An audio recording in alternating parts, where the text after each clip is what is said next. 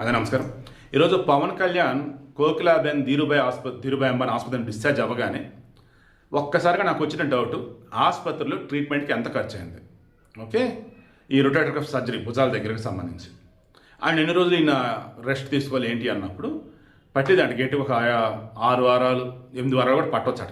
Normal అంటే 2 months ఖచ్చితంగా పడుతుంది.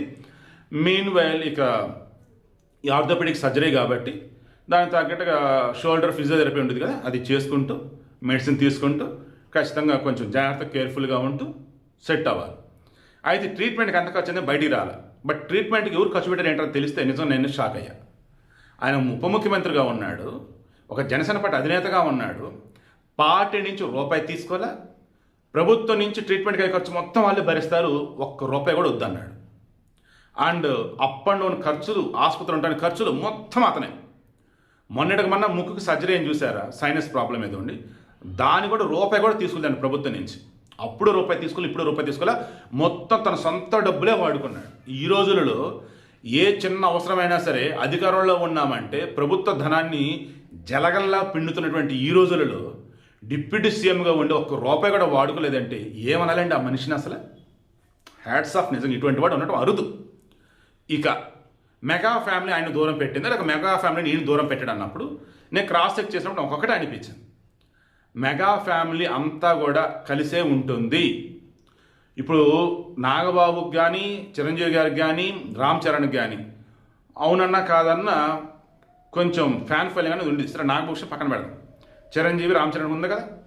ఒక ముంబై ఆసుపత్రికి వాళ్ళు వస్తున్నారంటే మొత్తం సెక్యూరిటీ టైట్ చేయాలి అండ్ జనాన్ని కంట్రోల్ చేయాలి.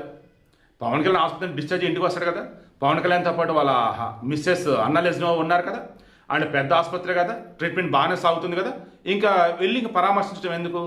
డిశ్చార్జ్ అయ్యి ఇంటికి వచ్చాక ప్రశాంతంగా అప్పుడు మాట్లాడదాం అని వాళ్ళు ఆగారు. కాబట్టి నాకు పార్టీ వ్యవహారాలు చూసుకున్నాను, వయసులో పెద్ద ఆయన. తర్వాత ఒకవేళ నాగబాబు కనుక వెళ్ళినట్టయితే చిన్నోడు వచ్చాడు పెద్దోడు రాలేదేంటి అని జనాలు అంటారు కాబట్టి అందుకు నాగబాబు వెళ్ళి ఉండకపోవచ్చు. ఇక మిగతా వాళ్ళని కానీ ఫ్యామిలీ సైడ్ నుంచి మెగా ఫ్యామిలీ ఎవరు ఎందుకు రాలేదంటే ఒకళ్ళు వచ్చి ఒకళ్ళు రాలేదని అనుకుంటారు కాబట్టి అందుకని ఆగిపోయి ఉండవచ్చు. అండ్ పవన్ కళ్యాణ్ డిశ్చార్జ్ ఇంటికి వచ్చాక చక్కగా అంతా వెళ్ళి కలిసి వెళ్ళి మాట్లాడతారు, ఒక్కొక్కరు వచ్చి వెళ్ళి మాట్లాడతారు. ఓన్లీ సెక్యూరిటీ ఇష్యూస్ అండ్ అక్కడ ప్రమాదకరమైన సిచ్యువేషన్ ఏమీ లేదు కాబట్టి అండ్ ఆల్రెడీ గవర్నమెంట్ సైడ్ నుంచి వాళ్ళ వైఫ్ సైడ్ నుంచి పార్టీ అంతా అక్కడే ఉన్నారు కాబట్టి ఎటువంటి ఇష్యూస్ రాకుండా ఉండాలంటే మనం వెళ్ళకుండా ఉంటే బెటర్ అని చెప్పేసి సెలబ్రిటీ స్టేటస్ ఉన్నారు కాబట్టి చిరంజీవి రామ్ చరణ్ ఆగున్నారు. అండ్ ఫ్యామిలీ మిగతా కూడా ఒకళ్ళు వెళ్ళి ఒకళ్ళు వెళ్ళకుండా ఎందుకని చెప్పేసి ఆగిపోయినారు. ఇప్పుడు డిశ్చార్జ్ వచ్చిన తర్వాత పవన్ కళ్యాణ్ చక్కగా ఇంటిల పదిలి పరామర్శిస్తారు కాబట్టి మెగా ఫ్యామిలీ అంతా కలిసే ఉంది, పుకార్లు నమ్మవద్దు. ఇక ఓవరాల్గా దేశవ్యాప్తంగా చూస్తున్నప్పుడు పవన్ కళ్యాణ్ లాంటి ఒక రాజకీయ నాయకుడిని నేనైతే ఇంతవరకైతే చూడలే.